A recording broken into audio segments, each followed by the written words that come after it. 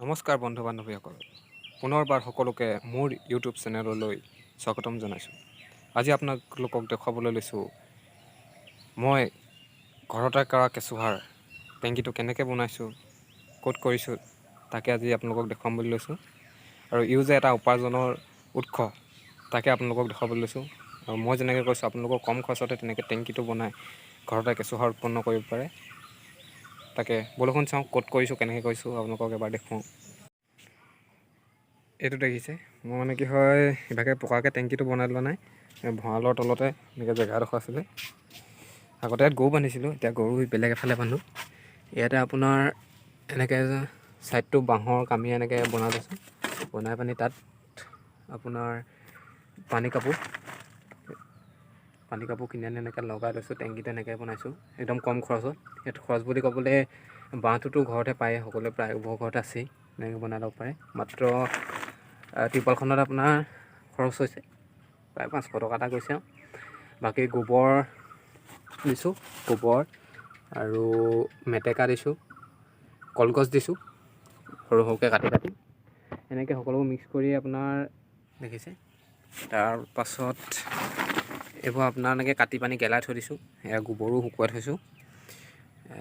এই পেষ্টটো শেষ হোৱাৰ পাছতে আকৌ সেইখিনি পুনৰ দি দিম। তেতিয়া মানে কি হয়, আগতে যদি আমি কাটি পানি এনেকৈ গেলাই থওঁ বা গোবৰটো শুকুৱাই থওঁ মিক্স কৰি, তেতিয়া আপোনাৰ খুব কম দিনতে সাৰটো উৎপন্ন হৈ যায়। তেতিয়া কেঁচুৱে মানে খাই ভাল পায়। এতিয়া কি হ'ল, যদি আপুনি কেঁচাই চব দি দিয়ে, আপোনাৰ কলগছটো যদি আপুনি পোনে কাটি পানি লগালগ দি দিয়ে, তেতিয়া খাওঁতে অলপ কষ্ট হয়। এদিন গেলি থাকিলে মানে কেঁচুৱে ভাল পায়, কেঁচুৱে সদায় গেলাত ভাল পায়।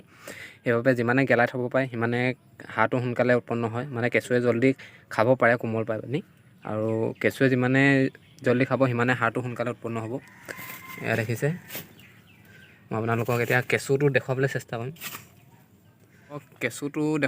কৰিম। কেনেকুৱা ধৰণৰ কেঁচু, কি কেঁচু সি দিছে। এইবাৰ কেঁচু সেইটোহে অলপ মানে মাজত অলপ পোৱালিও দিছে। পোহৰত দেখুৱাই দিছোঁ আপোনালোকক। ইয়াতে মানে অলপ পোৱালিও দিছে সৰু সৰুকৈ। আচলতে ইয়াৰ বংশবৃদ্ধিটো বহুত খৰতকীয়া। কেঁচুৱে বহুত সোনকালে পোৱালি জন্ম দিয়ে। আৰু প্ৰথম অৱস্থাত আপোনাৰ অলপ দিন প্ৰয়োজন হয় কেঁচুটো উৎপন্ন হওঁতে, যিহেতু কেঁচু কম হৈ থাকে। দেখিছে, সম্পূৰ্ণ টেংকিটো আকৌ এবাৰ দেখুৱাই দিছোঁ। আপোনালোকেও কৰিব পাৰে এনেকৈ। এতিয়া কেঁচুসাৰ যিটো আপোনাৰ ডিমাণ্ড যথেষ্ট বাঢ়ি গৈছে। আজিকালি ৰাসায়নিক দ্ৰব্য, মানে ৰাসায়নিক সাৰ প্ৰয়োগ কৰা খাদ্য প্ৰায় অকল লোকে মানে বৰ্জন কৰা দেখিবলৈ পাইছোঁ। গতিকে কেঁচুসাৰ যথেষ্ট ইয়াৰ প্ৰয়োজনীয়তাটো বাঢ়ি গৈছে। দেখিছে, আপোনালোকেও কৰিব পাৰে এনেকৈ খুব কম খৰচত। কাৰণ প্ৰথম অৱস্থাত আপুনি পকাকৈ টেংকিটো বনালে কৰিব, হয়তো আপোনাৰ যদি কেনেবাকৈ প্ৰথমবাৰ ব্যৰ্থ হ'বলৈ হয়, মনটো বহুত ভাগি যাব। গতিকে আপোনালোকে প্ৰথম অৱস্থাত এনেকৈ কৰিব পাৰে, একো অসুবিধাৰ সৃষ্টি নহয়। এনেকৈ বহুতে ক'ব পাৰে কেঁচু ওলাই যাব।